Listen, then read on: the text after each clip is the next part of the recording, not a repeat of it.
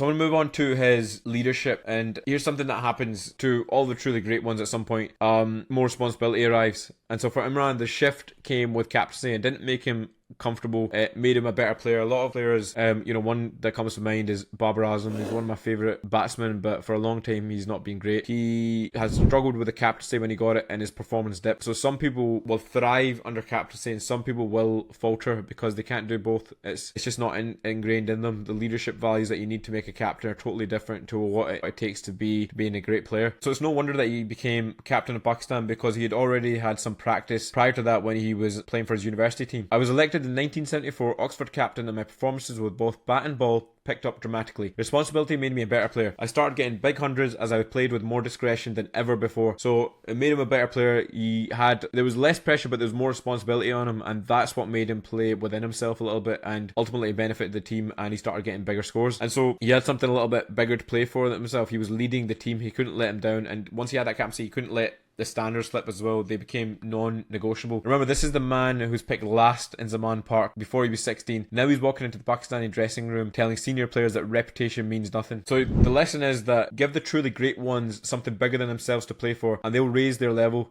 And I think that's a consistent trait across all of the great athletes and legends of our time. So once he had the captaincy of Pakistan, his standards became completely non-negotiable. Remember, this is the man who was picked last in Zaman Park at the age of 14. Now he's walking into the Pakistan dressing room telling senior players that reputation means nothing. Team selection wasn't really a problem on the tour. I told everyone that players would be selected on merit for the tests, not reputation. I had seen too much complacency among our players on the other tours, and it wasn't going to happen this time. So he wasn't taking any passengers. There were no exceptions. He'd earned the right to say that through everything that he'd been through just to get there.